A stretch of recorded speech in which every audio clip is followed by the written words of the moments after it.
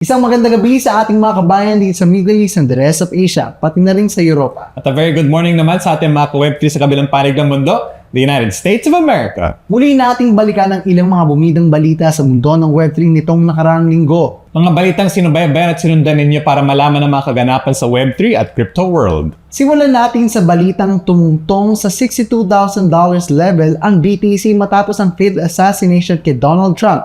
Narito ang aming report. Bulls muling tumungtong sa $62,000 level ang BTC matapos ang naganap na failed assassination kay crypto-friendly US presidential candidate Donald Trump. After the incident na kinakitaan ng 70% probability na mananalo si Trump, tumaas ng 7% ang Bitcoin mula nitong weekend, sending it into the green zone. Dahil dito, nalagpasan ng Bitcoin ang crucial 200-day simple moving average at nadamay pa ang Trump Team Polify tokens sa pagtaas nito. Samantala, nahack ang YouTube pages ng Ben & Ben, SB19 at Rico Blanco.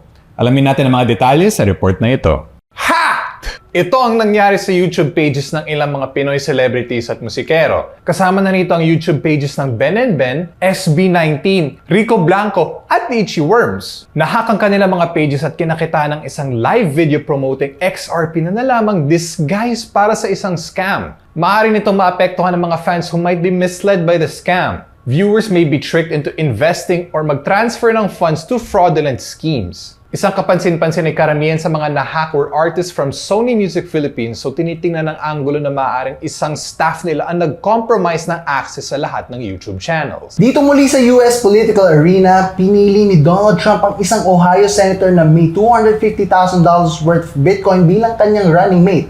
Ito ang aming report.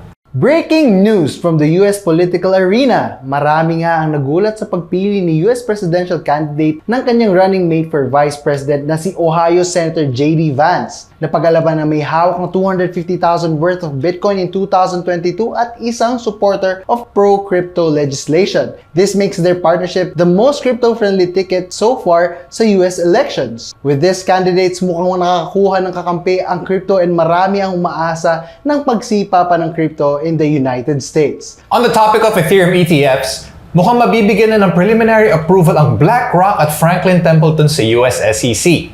Ang mga detalye sa aming report. Alam mo yung feeling na sasagutin ka na sana pero hindi pa pala? Ito ang nararamdaman ng tatlong Ethereum ETF issuers sa United States dahil mukhang mabibigyan na sila ng preliminary approval ng Securities and Exchange Commission or the SEC. It's going there, but not quite there yet, ika nga. Ito ang mga Ethereum ETF ng BlackRock, Franklin Templeton, and VanEck. Preliminary approval stage pa lang sila dahil hinihintay pa ng SEC ang submission ng mga final offering documents nitong linggo. Nakapila rin ang ilan pang applicants for Ethereum ETF like Fidelity, Grayscale, Bitwise, at Invesco Galaxy among others. Asahan na by next week ay mukhang magkakaroon na ang US ng kauna-unahang Ethereum ETF trading nito. And rounding up this week ay ang super collaboration ng DOST at Super Team Philippines to propel blockchain technology and Web3 initiatives sa Pilipinas. Ang mga detalye sa aming report. 2 as 1. Isa naman talaga ang hangarin ng collaboration between the Department of Science and Technology, Advanced Science and Technology Institute at ang Super Team Philippines para bumuo ng groundbreaking partnership to propel blockchain technology and Web3 initiatives sa Pinas. Kasama na dito ang educational activities and further studies on how blockchain and Web3 can be used in local industries. Magkasama din nilang tututukan ng paggamit ng blockchain for privacy protection pati na ang pag-develop ng decentralized application na tatawaging Sierra. At yan ang mga mainit na balita at bumidang happenings sa Web3 this week. Ako po si Adrian. At ako naman po si Sheprod. May kita-kita tayo muli as we give you what's hot and what's trending dito lang sa inyong pinagkakatiwalaan pagdating sa Web3 news and happenings. Web3 Chronicles! Yo bro, Donald Trump's assassination is really bad, man. We got a whole lot of news in the US political arena, but we hope that